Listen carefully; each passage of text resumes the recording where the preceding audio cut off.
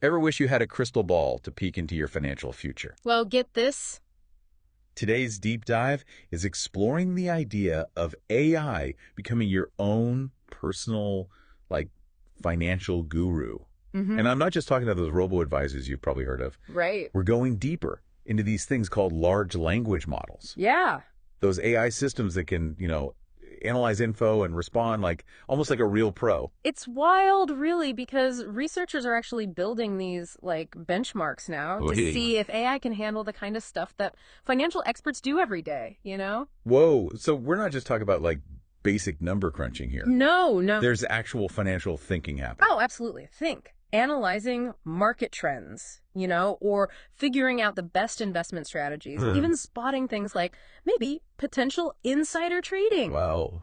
This goes way beyond just spitting out stock predictions. That's actually kind of alarming. It's pretty amazing. Yeah, but how do they even, how do you test something that complex? So they created this benchmark called UCFE. UCFE. Yeah, it stands for User-Centric Financial Expertise. Meshi? And basically, they're trying to see if AI can actually think like a seasoned analyst would, responding to prompts and figuring out these evolving scenarios. Okay. And they're using information pulled straight from the real world, financial reports, market data. So are they throwing everything at it?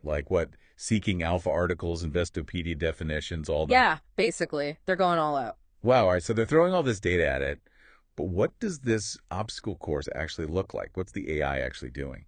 Okay, so UCFE is designed to test all sorts of financial skills. Mm-hmm. One of them is predicting stock prices, which means the AI has to analyze historical data, understand those market trends. Uh-huh. Then there's bearish information detection, which is basically training the AI to see those negative signals, in financial news, company reports, stuff like that. So it's like teaching AI to be a financial detective. Exactly. Sniffing out trouble before it even happens. I like it.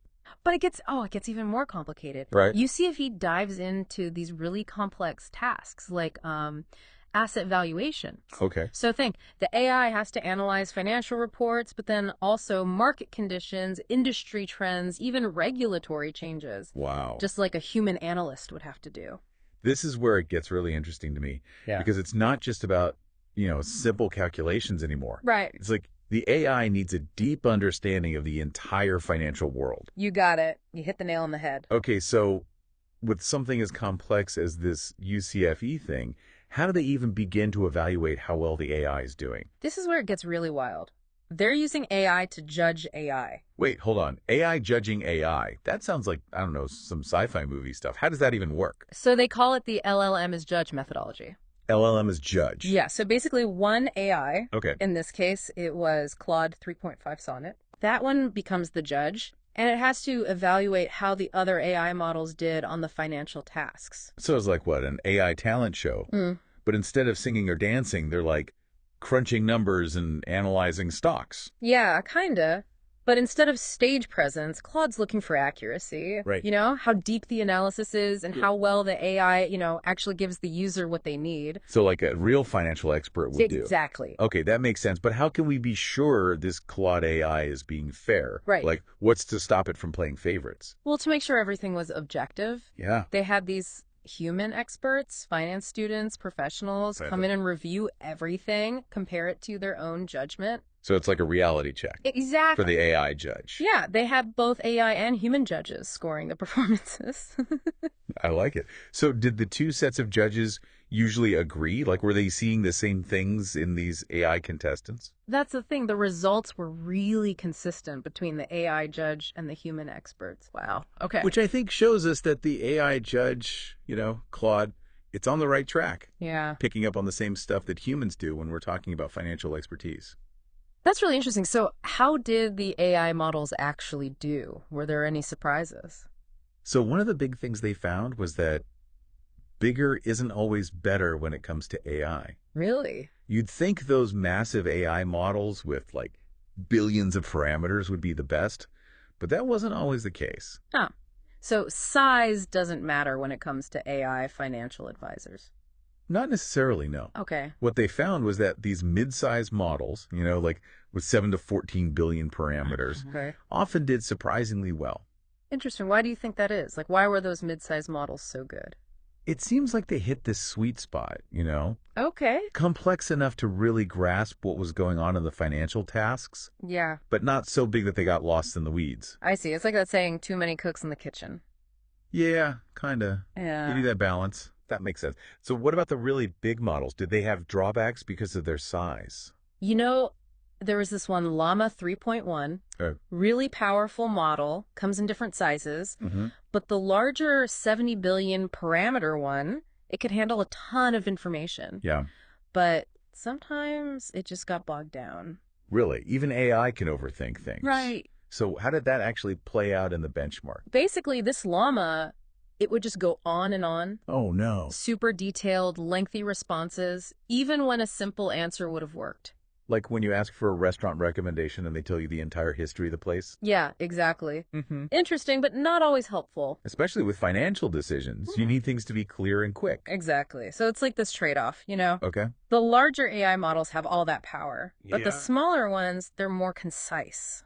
So it's not just about building the biggest, most powerful AI. Right. It's about figuring out how to make them work for this specific world, the financial world. Exactly. You got it. So I gotta ask, of all the AI models tested, which ones came out on top? Like, who are the real stars of this financial face-off? So spill the tea. Which AI models really wowed the judges in this financial face-off? There were a couple that consistently came out on top. Okay. Tangi Finance 14B Chat and CFGPT2 7B. Catchy names. I know, right? Yeah. Both trained on a ton of financial data. Makes sense. They were really good at understanding the language of finance, spotting those trends, Okay. and even giving insightful reports and recommendations. So they weren't just spitting out numbers, they were giving actual, advice. Exactly. That's what made them stand out. Yeah. They showed real financial understanding, not just recognizing patterns. That's wild. It feels like we're on the edge of this, huge change in how we plan our finances. Oh, for sure. We're at a turning point. Yeah. And as these AI models get better and better, they'll be able to analyze that data, spot those trends, even offer really personalized financial advice. Okay, so what does that mean for human financial advisors? Are we going to need them anymore if AI can do all this? Yeah, a lot of people are wondering that AI is getting really good, but I think human expertise is always going to be important. Okay, I see what you're saying. But how will that expertise change? So think of it this way. What if financial advisors became more like coaches or mentors, Interesting. helping clients figure out their long-term goals, Okay. guiding them through those tough decisions, Yeah. and providing that emotional intelligence that AI just can't replicate, Right, because AI might be good with numbers, but it can't really understand how we feel about our money. Exactly. So instead of focusing on those everyday tasks, Right. human advisors could focus on the human side of things. Yeah. Building relationships, understanding what really matters to people, and giving that personal touch that AI just can't quite manage. You got it. That's really interesting. It's not about replacing humans.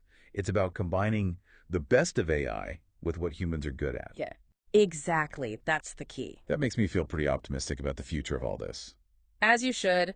This deep dive has been all about how AI is changing things in finance, with those fancy benchmarks like UCFE. Right. And we can't forget Llama, that huge AI that showed us bigger isn't always better. For sure. Sometimes you need that clarity, that conciseness, Yeah, absolutely. more than just raw power, I guess. Right. The goal is to build AI that actually helps people make good financial decisions. Whether that's picking investments or just understanding their own money better. Exactly. This deep dive has been quite a ride. We've covered a lot, from the super technical stuff to what it all means for the future of financial advice. We have. And if it feels like a lot, that's okay. It's a lot to take in. The big thing to remember is AI is changing how money works, and staying informed is the best way to navigate it all. Think about it.